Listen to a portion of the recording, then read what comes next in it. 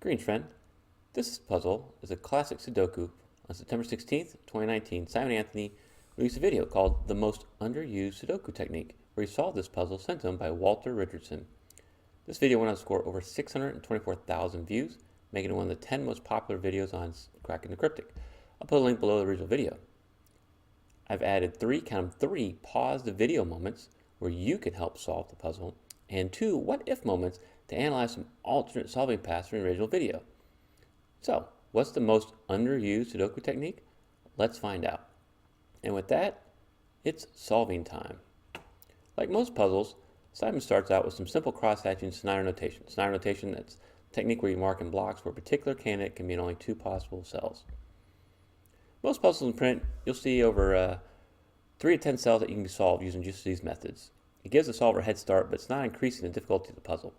So what Simon notices right off the bat is that you can solve a 1 here in block 6. Then he starts marking some 2s, going up from the 2s in rows or columns 7 and 9, and it leads him to mark some more 2s down here because of the 2s in rows 8 and 9. And then he starts looking at the 3s. Notice there's only 2 spots for a 3 right here, and 2 spots for a 3 here in block 6. Then he looks at the 4s. He notices he can solve a 4 right away there because those 4 come across row 2 and the 4s in columns 8 and 9. And marks a couple more 4s up there in row 1. And then down here, noticing the 4 in column 2 and row 8 creates this pointing pair of 4s in block 7. So this brings us to our first pause the video moment. After placing the 4s in row 7, Simon uses this pointing pair to solve all the remaining 4s in the puzzle. So pause the video and see if you can solve the remaining 4s in the puzzle while I give you a few seconds.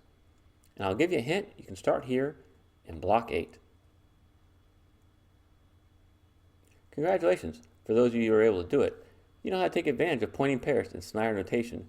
For those of you who just want to enjoy the show, you can solve a 4 right there in row 9, column 5. Then you can move right up here to block 2, solve that 4. Then you come across and you'll look and see there's a 4 in row 5 and 4, and then this 4 coming down column 2, and so you can solve the 4 there, which is at the beginning of the puzzle. You could have solved that as well.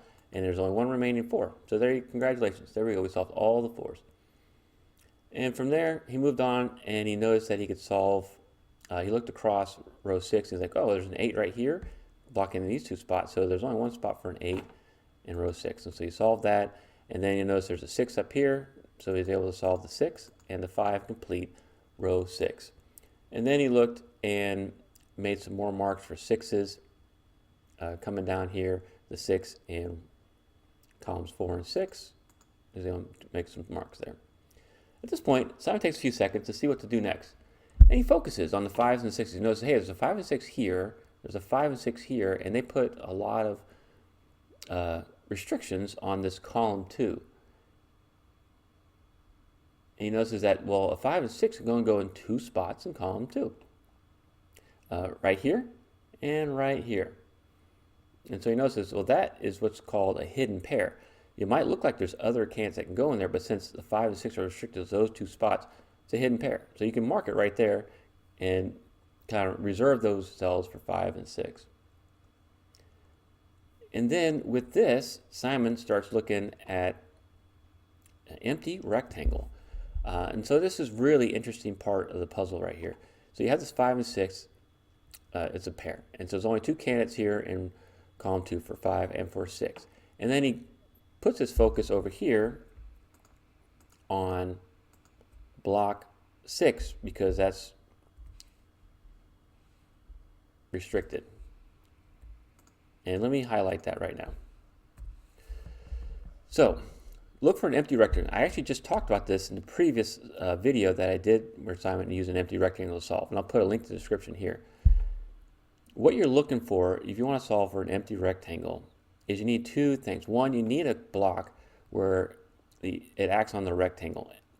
And what counts as what I call an empty rectangle shape is if you have exactly 1 row comes through it and one column comes through it, and you eliminate all the candidates in that block, that shape is valid for an empty rectangle. So in this case, if you come through row 5, you eliminate all the 6s this way, and then come down column 8, you eliminate all 6s this way. And same with the 5s. That's a valid shape for empty rectangle. Now, like if there's a spot for a 6 here or here, it wouldn't work, you couldn't do it. Now if you come out here, the other thing you need for the empty rectangle to work is you need it to, one of these, either the row or the column, needs to come out and connect to the candidate, and then the candidate is just limited to just 2 spots in a column or a row that connects to it. In this case, you come out here with the 6s, you hit the 6, and then there's only 2 candidates here in column 2. That is the other thing you need for an empty rectangle to work. And this is what Simon noticed. So you come up here, now the way it acts is you're going to come across from here where this 6 is until you meet the column coming out of the empty rectangle shape. And so you know right here, you cannot have a 6 right there. And the reason being is if you have a 6, well, right here, there'd be no 6 there, right? If you have but the only other spot you can put a 6 in column 2 is right here. So if you put a 6 here, it would eliminate all the 6s across this row, and then the 6 would have to be in the column. So it'd have to be right there, and this still can't be a 6. That's what Simon noticed. And he said, well, you know, you could also work on this with the 5s, but he realized since there's already a 5 in block 3, that it's not really valid for the 5s. But it is valid for the 6s, so you can already eliminate a 6 right here. Very key. So I'm going to eliminate, get rid of the colors. So Simon decides to fill in the cells right here. He thought that might be important later on. So he notices that it can be a 1, 2, and 8. It can't be a 6 anymore. So he comes back over here and kind of looks at, at column 2 and notices, I can solve for a 3 because there's a 3 here in row 1. There's a 3 here in row 7. The only place left for a 3 is down there, row 9, column 2. And then he marks the rest of column 2 with the 7 and 9 pair. And after this 3, he looks and notices there's only one place left for a 3 here in block 9. And then looks at row 9 and sees, here we go. The only place left for a 7. You got one in column 7 and 8, so that has to be your 7. Then he kind of puts his focus back on the 3s and says, okay, I got a 3 here, got a 3 here, and also have the 7 coming across, and have the 7 and the 7.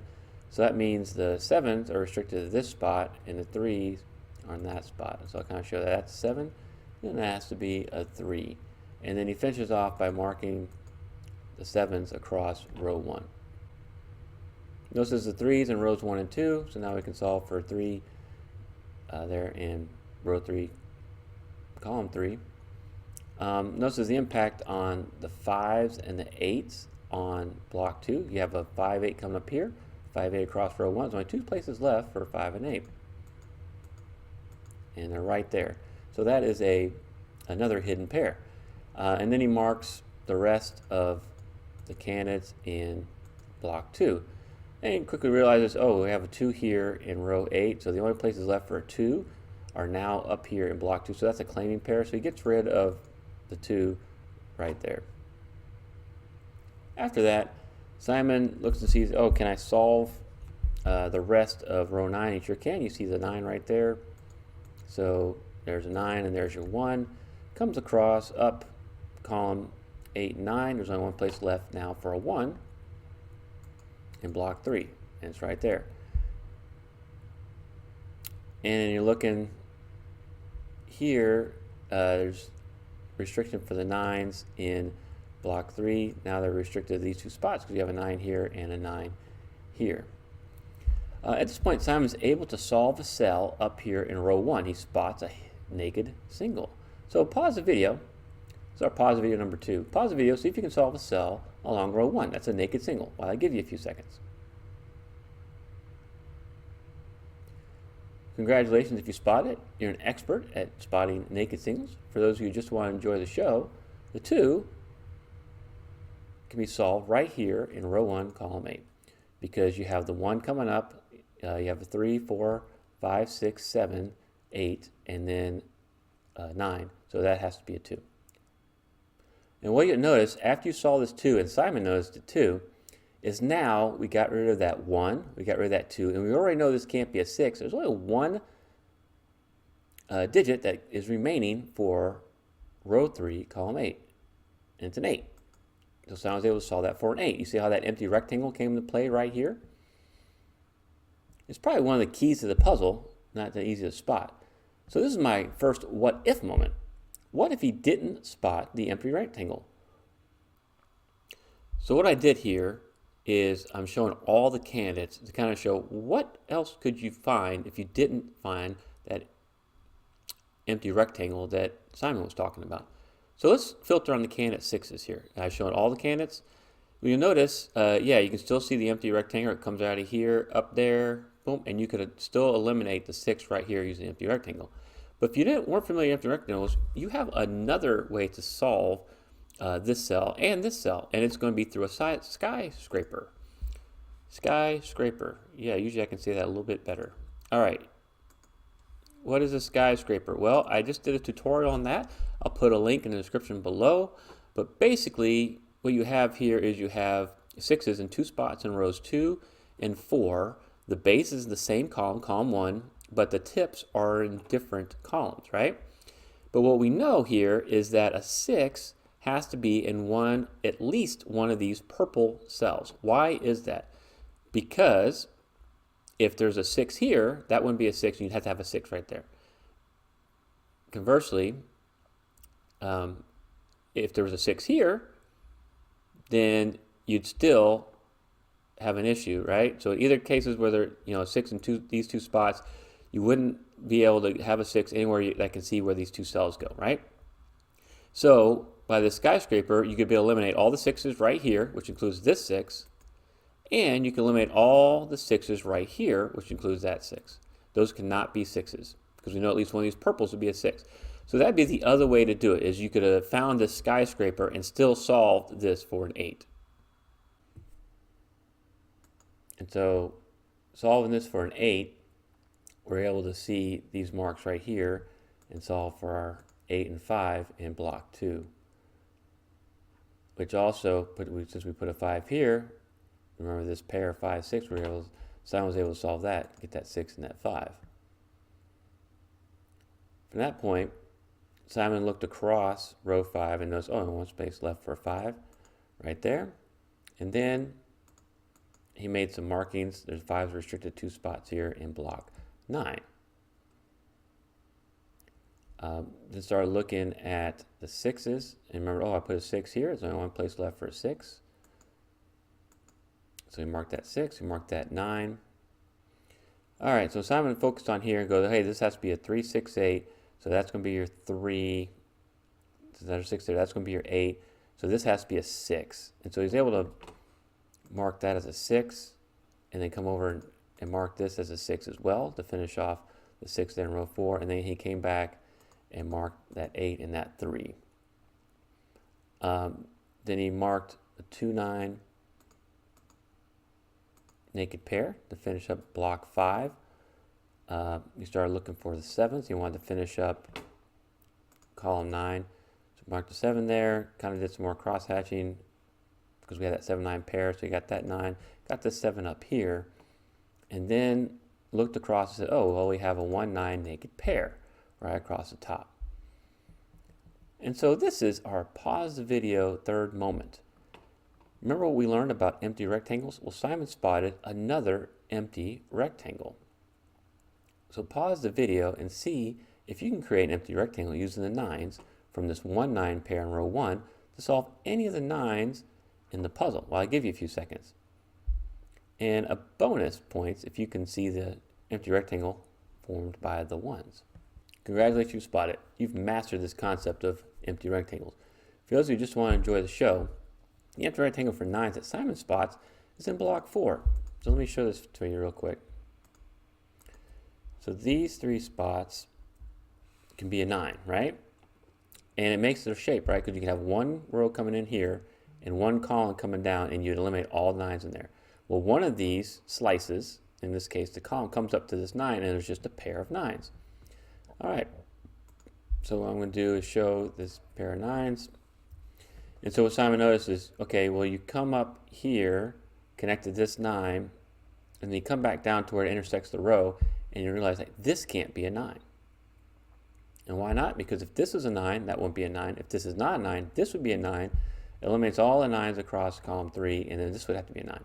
And so either way, you're going to have a 9 here or here. This would never be a 9. That's what Simon noticed. What's interesting is that you could actually form the empty rectangle coming out of block 5 as well. That's not always the case, but I want to show it here. This is still a valid shape for empty because you still have one column and one row coming out.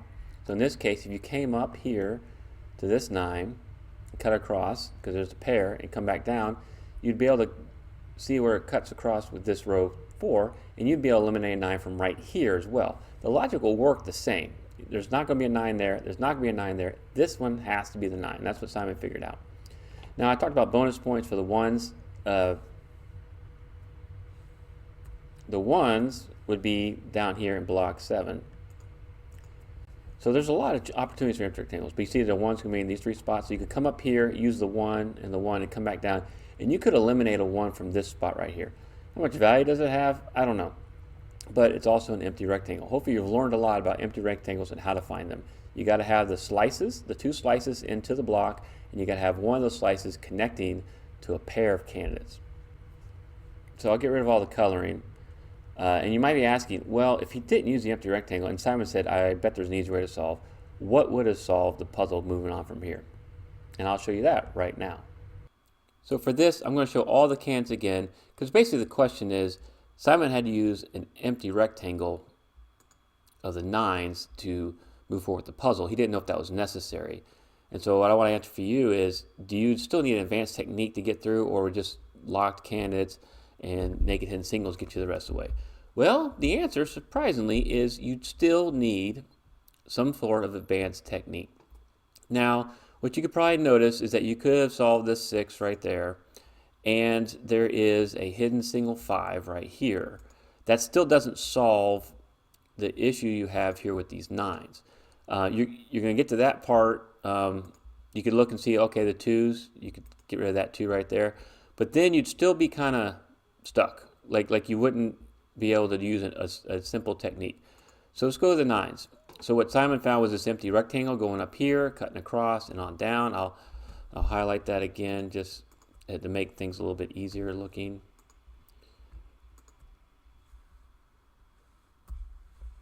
Right? So the other technique you could have used is a finned X-wing. All right, so let me show you the finned X-wing. So same candidates almost, right here, and here, and here, and here. We'll make all those orange, and here is the fin. So a finned X-wing is basically, this would be an X-wing of 9s coming across rows 1 and 5 right here, except that you have this extra fin. And so if the fin is true, if this is a 9, this can't be a 9, right? But if this is false, then what you would have is an X-wing pattern. And then we know that a 9 would have to be either here and here, or here and here, because of the limitations in rows 1 and 5. So this still could not be a 9. So we can eliminate the 9 right there in either case. So you could solve it with a finned X-wing and move forward. You could also have worked on the 1s, and you'd get to do an X-wing, and you'd be able to solve from there as well. But you still needed some kind of advanced technique to move forward in this puzzle. So we can mark that 9 there and the 2 there. And it was in this position with 18 cells remaining that Simon cracked the puzzle. It's all naked and hidden singles from here. And I'll just kind of run through it. You can kind of follow the logic if you like and figure out where you can get the hidden and naked singles. So when Simon was talking about empty rectangles, that is the most underused technique he was referring to in the title of the puzzle. He does a great job in the original video showcasing the strategy and how to apply it. From my personal experience, empty rectangles have a great utility. I can use those to solve in lieu of a 2-string kite or a finned X-wing or some other techniques where empty rectangle will come in handy. So if you master empty rectangles, it'll help you break through in hard puzzles like this. Let me know what you thought in the comments below. And while you're at it, don't forget to like, share, and subscribe to Smart Hobbies so you don't miss any new content. I am coming out with some new collabs in the near future so I can offer you some more value. Don't be surprised you see some of your favorite solvers and setters on this channel. Also, you might see me on one of their channels as well. In the meantime, please check out some of these other videos from my channel. Thank you so much for watching.